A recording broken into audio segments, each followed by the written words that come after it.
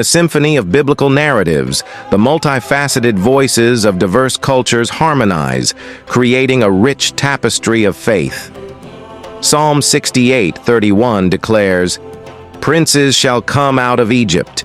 Ethiopia shall soon stretch out her hands unto God," inviting us to explore the often overlooked presence of Africans in the Bible and the early church. This sermon aims to unravel the layers of history, dispel misconceptions, and celebrate the diversity that enriches our spiritual journey.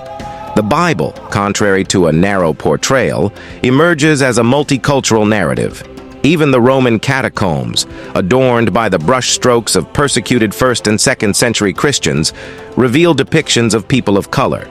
The terms employed, Ethiopians, Cushites, Egyptians, and Hebrews, beckon us to acknowledge the multicultural context rather than succumb to a monolithic perspective. While the Bible may not overtly use terms like Black or African, it resonates with references to Cush, mentioned 45 times, and Egypt, making Africa the most referenced landmass. Recognizing the role of Africans in the Bible becomes pivotal as we strive for unity in our churches and communities. In the Old Testament, Genesis alludes to a potential African connection through rivers in Eden, Genesis 2:10-13. The land of Cush, associated with Sudan and Havilah, known for gold, onyx, and bdellium, hint at geographical ties to Africa. Hagar, Abraham's Egyptian concubine, may have originated south of Egypt, and she alone of all the Bible characters gives God a name, Genesis 16:13. Like Abraham, she meets God through an angel, receiving a promise of a great nation, Genesis 21:18. Moses' Cushite wife, possibly Zipporah, stirs jealousy in Miriam, symbolized by her temporary leprosy, Numbers 12:11-16. Jethro, Moses' Cushite father-in-law, influences Israel's practices, Exodus 18:1-27. As the Israelites settle Canaan, Africans join, possibly from the Exodus or military invasions, 1 Kings 14:25-28, 2 Chronicles 12:2-3. An Ethiopian colony at Gerar acts as a buffer, remaining until Hezekiah's time, 1 Chronicles 4:39-40, 2 Chronicles 21:16. People of African descent play active roles. The Song of Solomon describes the bride as black and beautiful, Song of Solomon 1:5. A tactful Cushite courtier serves David, 2 Samuel 18:19-32. Royal alliances strengthen ties. Solomon marries an Egyptian princess, 1 Kings 9:16-24, 2 Chronicles 8:11, and the Queen of Sheba visits, engaging in meaningful discourse, 1 Kings 10:1-13, 2 Chronicles 9:1-2. Biblical lineage hints at mixed heritage. Zephaniah, a descendant of Hezekiah, is called the son of Cushi, Zephaniah 1:1-10. Jehudi, a courtier, may have Cushite ancestry, Jeremiah 36:14. Ebed-Melech, a Cushite advisor, rescues Jeremiah, earning God's covenant, Jeremiah 38:7-12.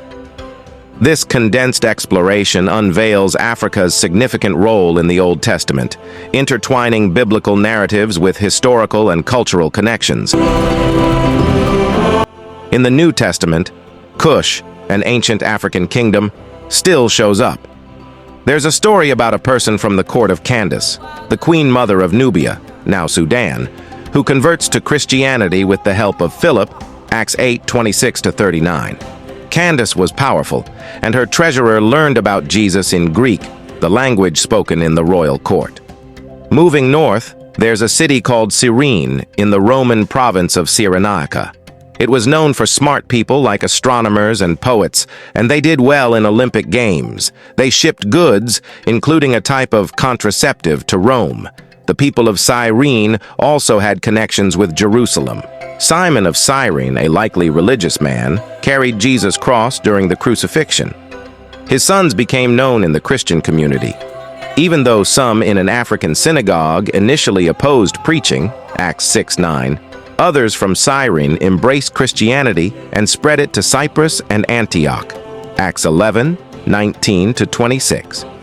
Africans, like Lucius of Cyrene and Simon called the Black, played a big part in the early Christian mission. Acts 13, 1-2. The term nigga means black in Latin, and Simon might be the same person who helped carry the cross. Africans had a vital role in starting and guiding the missionary work. The Bible tells how Paul and Barnabas were sent to Cyprus, and there's evidence that the gospel reached Cyrene. By the end of the 1st century AD, people were burying Christians in Cyrene's Jewish cemetery. This shows how Africans actively shaped and spread Christianity during this time. In the early Christian church, several influential Africans played crucial roles in spreading the message of Christ.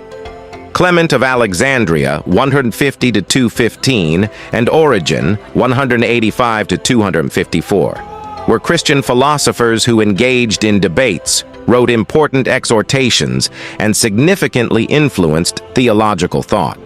Tertullian, 160-225, a former pagan lawyer, converted to Christianity and formulated the doctrine of the Trinity while introducing many new words to explain Christian beliefs. Athanasius, 296-373, Bishop of Alexandria, defended the doctrine that Christ was both man and God, prevailing against the Arian doctrine. He faced persecution but left a lasting impact on Christian theology. Cyril, another bishop of Alexandria, further systematized the teachings of Athanasius and opposed heresy. Martyrs like Perpetua and Felicitas, who died in the Carthage arena in 202, and Cyprian, bishop of Carthage, who died a martyr in 258, demonstrated profound knowledge of scriptures and fought against heresy. Lactantius, AD 317, emphasized justice in his institutes, asserting that God's way of life is open to all, regardless of race, education, or creed. Saint Maurice of Agaunum, a Roman general born around 287, refused to kill Christians during a slave revolt and was martyred for his beliefs. G. Marius Victorinus, 280-363, and Augustine, 354-430, were influential philosophers. These Africans, through their diverse contributions, showcased the richness of God's creation and played pivotal roles in the early Christian church. Their stories inspire gratitude for their impact on Christianity and the proclamation of God's love without boundaries.